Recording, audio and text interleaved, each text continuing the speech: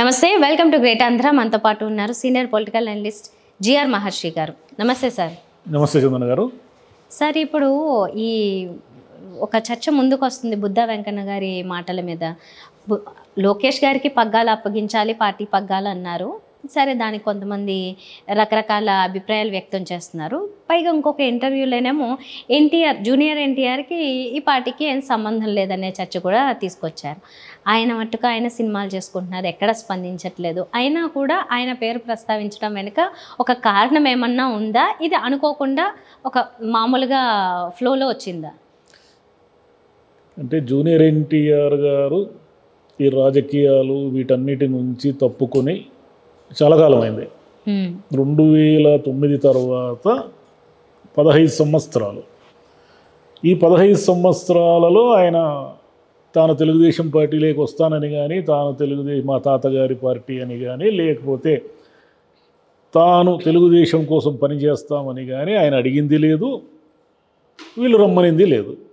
కానీ ఎందుకు ఇంకా ఆయన పేరు చర్చల్లోకి అంటే, ఇంకా జనంలో జూనియర్ ఎన్టీఆర్కి క్రేజ్ ఉంది కాబట్టి, అడపాదడపా జూనియర్ ఎన్టీఆర్ పేరు వినిపిస్తూ ఉంటుంది కాబట్టి, తెలుగుదేశం పార్టీ సమావేశాల్లో ఇప్పటికీ ఎవరో ఒకరు అభిమానులు జూనియర్ ఎన్టీఆర్ ఫ్లెక్సీ పెట్టడమో లేదా అరవడమో కేకలేయడమో చేస్తారు కాబట్టి, జూనియర్ ఎన్టీఆర్ అనే అతని సెలబ్రిటీ హోదా లోకేష్ గారి కంటే కొంచెం పెద్దది కాబట్టి, నేను పొలిటికల్ అనడం లేదు, సినిమా సెలబ్రిటీ గురించి మాట్లాడంటే, ఒక మాబులేకి జూనియర్ ఎన్టీఆర్ గారు ఎంటర్ అయితే కనీసం ఒక 10,000 మందో 20,000 మందో ఆయన్ని చూడడానికి వస్తారు మినిమం. ఒక ఊరు, ఈవెన్ మొన్న అల్లు అర్జున్ గారు నంద్యాలకు పోతేనే అక్కడ కంట్రోల్ కష్టమైపోయింది.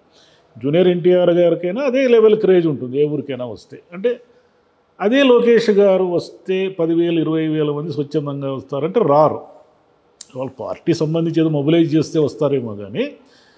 కాబట్టి జూనియర్ ఎన్టీఆర్ చరిష్మా కానీ, క్రేజ్ కానీ, సెలబ్రిటీ హోదా కానీ ఎప్పుడూ లోకేష్కి సమాంతరంగా పోల్చుకుంటే ఆయన కొంచెం ఎక్కువ ఉంటాడు ఈయనకంటే. నేను చెప్పేది క్రౌడ్ పుల్లింగ్లో, పొలిటికల్ యాక్టివిటీ గురించి నేను మాట్లాడడం లేదు. ఇప్పుడు పాలిటిక్స్లోకి మనం వద్దాం. పాలిటిక్స్లోకి వస్తే ఇప్పుడు మనకు చాలా క్లియర్ కట్గా అర్థమవుతున్న విషయం ఏమిటంటే, చంద్రబాబు గారి అనంతర నాయకుడు లోకేష్, నో డౌట్. ఇంకా దాంట్లో వేరే చాయిస్ లేదు. వేరే వాళ్ళు పోటీలో లేరు, పోటీలో ఉండే అవకాశము లేదు, రానివ్వరు, ఇంకా వచ్చే అవకాశం కూడా లేదు. ఎవరు వస్తారు? వస్తే 2009 నుంచి గట్టిగా వచ్చి ఉంటే జూనియర్ ఎన్టీఆర్ వచ్చి ఉండాలి. జూనియర్ ఎన్టీఆర్ని అప్పుడే ఈ ప్రమాదాన్ని గుర్తించి ఆయన్ని పక్కకు తప్పించేశారు. 2009 నాటికి హరికృష్ణ గారు కూడా బతికే ఉన్నారు కదా. కాబట్టి ఈ కుటుంబము నుంచి తెలుగుదేశం పార్టీని క్లెయిమ్ చేసుకునే తాతగారి పార్టీ అయినప్పటికీ, ఎన్టీఆర్ గారి పార్టీ అంటే, పార్టీలు కూడా ఈ రోజుల ఆస్తులతో సమానం, వారసత్వ రాజకీయాలు కదా ఎక్కడైనా నడుస్తున్నాయి. ఇప్పుడు వైఎస్ గారి వారసత్వం, జగన్, కరుణానిధి గారి వారసత్వం, స్టాలిన్, ఇట్లా మరిన్ని, లాలూ ప్రసాద్ వారసత్వం, ములాయం సింగ్ యాదవ్, అందరూ అదే కదా. ఇందిరాగాంధీ, నెహ్రూ వారసత్వంతోనే కదా ఈరోజు మనకు నేషనల్ పార్టీ కాంగ్రెస్ నడుస్తూ ఉంది. వారసత్వం లేనిదల్లా ఎక్కడంటే బీజేపీని. బీజేపీ వాళ్ళు అదే క్లెయిమ్ చేసుకుంటారు, అయ్యా మేము వారసుల పార్టీ కాదు, మాకు తాతలు తండ్రులు మా ప్రధానులు కాదు అని వాళ్ళు చెప్పుకుంటారు. సరే, ఈ వారసత్వ రాజకీయాల్లో ఎన్టీఆర్ గారి పార్టీ మీద అందరికీ హక్కులు ఉన్నాయి, ఎవరు క్లెయిమ్ చేసుకోకపోవచ్చు.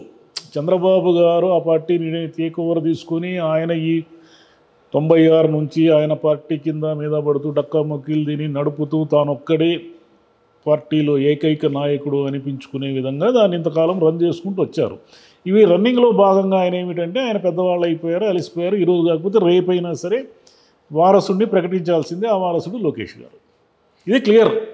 కాకపోతే ఏదైనా మామూలుగా పాలిటిక్స్లో ఏం జరుగుతుందంటే, హిట్లర్ కాలం నుంచి ఉంది ఇది, గోబెల్స్ ప్రచారం అంటారు చూడండి. గోబెల్స్ ప్రచారం అనే దానికి అది వేరు. గోబెల్స్ ప్రచారం అంటే ఏమిటంటే, హిట్లర్ అనుకున్నది ప్రతిదీ ఒక అద్భుతం, దాని నిజానిజాలతో సంబంధం లేకుండా ప్రచారం చేయడం, అది గోబెల్స్ ప్రచారం. సరే, దాన్ని పక్కన పెడితే మనం ఇప్పుడు గోబెల్స్ వరకు పోల్చుకోని అవసరం లేదు. కానీ తెలుగుదేశంలో ఉన్న ఒక ఆనవాయితీ ఏమిటంటే, ఒక పని చేయడానికి ముందు దాని మీద చర్చ లేవదీస్తారు. ఆ చర్చ ఎక్కడ నడుస్తుంది? గతంలో ఈనాడు, ఆంధ్రజ్యోతి, ఇప్పుడైతే ఛానల్స్ వచ్చేసాయి కాబట్టి ఛానల్స్లో నడుస్తుంది. ఆ చర్చ ఏం జరుగుతుందంటే, ఆ చర్చ సారాంశము ఫైనల్గా వాళ్ళు అనుకున్నది ఇప్పుడు చంద్రబాబు గారు 96లో ఆయన పార్టీని తీసుకున్నప్పుడు సంగతి తీసుకుంటే, అంతకు మునుపు ఆయన 94లో 96లో ఎన్టీఆర్ గారు చనిపోయారు, 95లో ఏం తీసుకున్నారు. 94లో ఎన్టీఆర్ గారు పార్టీని తీసుకున్నప్పుడు ఏం నడుస్తూ వచ్చింది, లక్ష్మీ పార్వతి గారిని ఒక విలన్గా చిత్రీకరించే ఒక పరిణామ క్రమము నడిచింది మీడియాలో. అంటే ఒకటి ఏదైనా ఒక పని చేయబోయే ముందు దానికి అనువైన వాతావరణాన్ని సృష్టించుకుంటూ వెళ్ళడం, ఇదొక పద్ధతి. సరే, ఎన్టీఆర్ గారిని దింపేశారు, చంద్రబాబు నాయుడు గారు వచ్చేసారు. చంద్రబాబు నాయుడు గారికి ప్రజామోదం ఎంతవరకు ఉంది, ఏముంది అనే దానికి గీట్రాయిగా ఏం చేశారు, మళ్ళీ మీడియా ఆయన ఒక పెద్ద నాయకుడిగా చిత్రీకరించడం మొదలుపెట్టింది. అలా చిత్రీకరించి ఆయన తిరుగులేని నాయకుడు అయిపోయినాడు. సరే, ఆయన కృషి కూడా దాంట్లో ఉంది. మీడియా వల్ల ఏది సాధ్యం కాదు. మీడియా అనుకున్నంత మాత్రాన ముఖ్యమంత్రులు చేయలేదు, ముఖ్యమంత్రులు దింపలేదు. అవన్నీ కలిసి రావాలి అన్నిటికీ.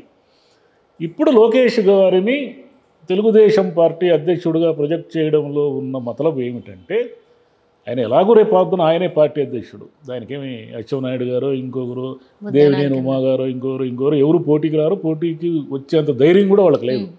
చంద్రబాబు గారు అరెస్ట్ అయినప్పుడు సెకండ్ నాయకుడిగా వాళ్ళు ఎవరు రంగంలోకి వచ్చి పార్టీకి ధైర్యం చెప్పే ప్రయత్నం కూడా చేయలేదు. మీరు గమనించండి, ఎక్కడికక్కడ ఏదో ధర్నాలు, నిరసనలు, పత్రికా ప్రకటనలు ఇచ్చారే తప్ప. ఎందుకంటే ఆ బాధ్యత స్వీకరించాల్సిన లోకేష్ గారు అప్పుడు ఏదో ఆయన కోర్టు కేసులు అది ఇది తిరుగుతూ ఉండడం వల్ల మనం ఎక్కువ చొరవ తీసుకుంటే ఏ పార్టీలో ఎటుపోయి ఏ ఇబ్బంది వస్తుందో అనే ఒక భయం వల్ల వాళ్ళు ఎవరు ముందుకు రాలేదు. రేపు లోకేష్ గారికి పార్టీ అధ్యక్ష పదవి అప్పచెప్పాల్సిందే, దాంట్లో ఏం సెకండ్ ఆప్షన్ లేదు. అని ఆయన మంత్రిగా చేసే కంటే పార్టీ అధ్యక్షుడు ఇవ్వడమే పార్టీలో ఆయనకి ఎంత బలం ఉంది, ఎలా పార్టీని తీసుకురావాలి అనే ఒక అనుభవం వస్తుంది. మంత్రిగా అంటే ఏమిటంటే తండ్రి చాటుగా ఆయన పోయినసారి ఐటీ మంత్రిగా ఉన్నాడు, ఆయన పెద్ద ప్రభావం చూపించలేకపోయినాడు. మళ్ళీ ఇక్కడ మీరు గమనించండి, కేసీఆర్ గారు కుమారుడు కేటీఆర్ గారు ఆయన కూడా ఇక్కడ మినిస్టర్గా చేశారు కదా, వాళ్ళ నాన్న ముఖ్యమంత్రిగా ఉన్నాడు. కానీ ఇక్కడ అన్నీ తానే ఈయన చక్రం తిప్పారు. కేటీఆర్ గారి పేరు విపరీతంగా వినిపిస్తూ ఉండేది ఎక్కడ చూసినా పొలిటికల్ సర్కిల్లో. ఆ రేంజ్లో లోకేష్ గారి పేరు వినిపించిందా 2014 అంటే వినపడలేదు. దానికి కారణం ఏమిటంటే ఆయనకు తగినంత స్వేచ్ఛ లేకపోవడమో, లేక చంద్రబాబు నాయుడు గారు ముఖ్యమంత్రి పగ్గాలు చేతిలో పట్టుకొని ఉండడం వల్ల నేనేం చేయాలంతా మా నాన్నే చూసుకుంటాడనే ధీమా కూడా కావచ్చు. రేపు పార్టీ అధ్యక్షుడు అవుతారు, ఆయన ముఖ్యమంత్రి అవుతారు. మామూలుగా జనరల్గా చాలా అరుదైన సన్నివేశాల్లో జరుగుతుంది. ఎందుకంటే తండ్రి ముఖ్యమంత్రిగా ఉండి కొడుకు పార్టీ అధ్యక్షుడిగా ఉండడం అనేది చాలా తక్కువ సందర్భాల్లో జరుగుతుంది. రేపు అది జరుగుతుంది. అయితే ఇప్పుడు జూనియర్ ఎన్టీఆర్ అతనికి పోటీ కాదు. జూనియర్ ఎన్టీఆర్ మళ్ళీ ఏదైనా అద్భుతం జరిగితే తప్ప తెలుగుదేశంలోకి రావడము లేదా పాలిటిక్స్లోకి రావడము జరగదు. అయితే పవన్ కళ్యాణ్ అనే ఒక ఆయన ఉన్నాడు. పవన్ కళ్యాణ్కి టీడీపీకి ఏమిటి సంబంధం అంటారా? ఇప్పుడుంది సంబంధం. ఒకప్పుడు ఉండేది. ఆయన బేషరతుగా మద్దతు ఇచ్చారు 2014లో, 2019లో విభేదించారు, 2024కి వచ్చేసరికి కూటమిలో ఉన్నారు. ఇదంతా ఏమిటంటే, ఒకవేళ కూటమి అధికారంలోకి రాలేదు, తెలుగుదేశం పార్టీ అధికారంలోకి రాలేదు, చంద్రబాబు నాయుడు గారు ముఖ్యమంత్రి కాలేదు అనుకుంటే ఈ సమస్య చర్చే లేదు. ఎందుకంటే ఆయన ప్రతిపక్ష నాయకుడుగా ఉంటారు. తెలుగుదేశం పార్టీ అధ్యక్షుడిగా లోకేష్ ఉన్నా లేకపోయినా అంత ప్రభావితం చేసే అంశమేమి ఉండదు. మళ్ళీ 5 ఏళ్ళు పడుతుంది ఆయన ఎన్నికలను వెళ్ళాలంటే. రేపు కూటమి అధికారంలోకి వస్తే చంద్రబాబు నాయుడు గారు ముఖ్యమంత్రి అయితే 2వ స్థానంలో చక్రం తిప్పే అవకాశం ఎవరికి ఉంది? లోకేష్కి లేదు, పవన్ కళ్యాణ్ గారికి ఉంది. అయితే ఆయన తగినన్ని సీట్లు గెలవగలిగి ఉండాలి. జనసేన బీజేపీ కాంబినేషను తగినన్ని సీట్లు గెలిచి రేపు చంద్రబాబు నాయుడు గారి ప్రభుత్వానికి ఒక బ్యాక్ బోన్ లాగా ఆ సంఖ్య నిలబడాల్సి వస్తే రేపు చక్రం తిప్పేది లోకేష్ కాదు, గవర్నమెంట్లో పవన్ కళ్యాణ్ గారు. పవన్ కళ్యాణ్ గారు లేదా ఉప ముఖ్యమంత్రి లేదా ఆయనకి ఏదో కీలకమైన శాఖ ఇచ్చి ఆయన జనసేన వాళ్ళంతా ఉంటారు కదా, జనసేన ఎమ్మెల్యేలు కొంతమందికి మంత్రి పదవులు ఇచ్చి ఈ కోalition గవర్నమెంట్ ఏర్పడుతుంది. రేపు ఏర్పడినప్పుడు పవన్ కళ్యాణ్ తన పార్టీని డెవలప్ చేసుకోవడానికి ట్రై చేస్తారు, అంతే కదా. ఆయన తెలుగుదేశాన్ని మళ్ళీ బలోపేతం చేసే దిశగా కాకుండా జనసేనని ఆంధ్రప్రదేశ్ అంతా విస్తరించే ట్రై చేస్తారు. ఈ ట్రైల్ చేసే భాగంలో ఆయనకి బేషరతుగా ఎవరు సపోర్ట్ ఇస్తారు? చంద్రబాబు నాయుడు గారు. ఎందుకంటే చంద్రబాబు నాయుడు గారు జనసేన పెరిగే కొద్దీ చంద్రబాబు నాయుడు గారికి నష్టం. దీనికి చేయూతనిచ్చేది ఎవరంటే బీజేపీ. రేపు బీజేపీ కేంద్రంలో అధికారంలోకి వచ్చి కూటమిలో చంద్రబాబు నాయుడు గారు ముఖ్యమంత్రి అయ్యి ఏ డిప్యూటీ సీఎం పవన్ కళ్యాణ్ అయితే పవన్ కళ్యాణ్కి పూర్తి స్థాయిలో మద్దతు ఇచ్చేది కేంద్రం. కేంద్రము పవన్ కళ్యాణ్ని ఆడిస్తుంది. ఈ ఆడించడంలో భాగంగా ఏమిటంటే జనసేన బలోపేతమై దాని ఇండైరెక్ట్గా బీజేపీ బలోపేతం కావడానికి ట్రై చేస్తుంది. కాబట్టి ఈ ప్రమాదాలన్నీ ఉన్నాయి కాబట్టి లోకేష్ని ఇప్పుడు హైలైట్ చేయడము, లోకేష్ని పార్టీ అధ్యక్షుడిగా చేయడము అనేది ఒక అవసరం పార్టీకి. బుద్ధా వెంకన్న గారు ఏం ఆలోచించి అన్నారో, లేక ఆయన నేను చాలా వీర విధేయుడిని కాబట్టి నాకు రేపొద్దున గవర్నమెంట్ వస్తే ఎమ్మెల్సీ ఇచ్చి ఏదో మినిస్టర్ చేస్తామని ఒక ఆశ ఉందో ఆయనకేమో మనకు తెలియదు. కానీ అంటే గవర్నమెంట్ వస్తుంది అని ఒక టాక్ వచ్చినప్పుడు రకరకాల వాళ్ళంతా చేరిపోతారు, రకరకాల ఆశా జీవులంతా చేరిపోయి పోగొట్టడము ఇవన్నీ చేస్తారు. నేను వీర విధేయుడిని నేను చెప్పుకోవడం ఇవన్నీ చేస్తారు. కాబట్టి ఇప్పుడు పార్టీలో కీలకమైన స్థానాల్లో చంద్రబాబు గారు ఉంటారు కాబట్టి లోకేష్ గారిని హైప్ క్రియేట్ చేయడం వల్ల ఒకటి ఆయన దృష్టిలో పడడం ఒకటి, రెండు ఇది ముందే పార్టీ అంతర్గత వర్గాల్లో ఇప్పుడు మనం చేయాల్సింది ఏమిటంటే లోకేష్ని హైప్ క్రియేట్ చేసి లోకేష్ని ఒక రేంజ్కి తీసుకెళ్ళి లోకేష్ తప్ప ఇంకా ప్రత్యామ్నాయం లేదు తెలుగుదేశం పార్టీకి అనే ఒక పిక్చర్ ఇవ్వడం వల్ల పార్టీ శ్రేణుల్లో ఆయన చంద్రబాబు తర్వాత ఈయనే అనే ఒక నమ్మకం బలపడడం వల్ల అది పార్టీకి ఉపయోగము అనే ఒక పాయింట్ ఉంది ఈ మొత్తం విషయంలో. అయితే రేపు వీళ్ళకి కూటమి అధికారంలోకి వస్తే జూనియర్ ఎన్టీఆర్ వీళ్ళకి థ్రెట్టే కాదు. ఎందుకంటే జూనియర్ ఎన్టీఆర్ రాజకీయాల్లోనే లేడు, నాకు వద్దు స్వామి మీ గోలే వద్దు అని ఆయన అసలు నోరే మెదపడం లేదు. నోరే మెదపని జూనియర్ ఎన్టీఆర్ని పదే ఎందుకు లాగుతారు అంటే ఇంకా వీళ్ళకి జూనియర్ ఎన్టీఆర్ అంటే భయం ఉంది లోపల. వీళ్ళు అసలు భయపడాల్సింది పవన్ కళ్యాణ్ గారికే.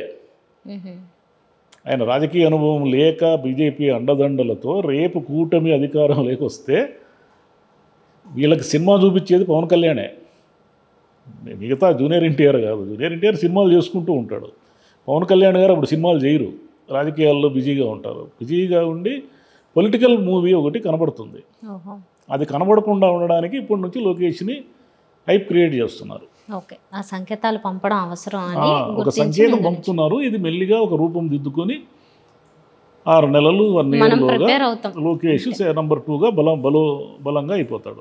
అందరూ ప్రిపేర్ అయ్యి ఉంటారు, అంటే బ్రెయిన్ ప్రిపేర్ అయినారు, పూర్తిగా ప్రిపేర్ చేస్తారు. అదే రైట్. ఓకే, సో మొత్తానికి అందుకు ఆయన మాటల్ని ఎలా అయినా తీసుకోవచ్చు, ఎవరికి ఎలా కావాలో అలా అప్లై చేసుకోవచ్చు. అంతే. Right sir, thank you. అవసరం.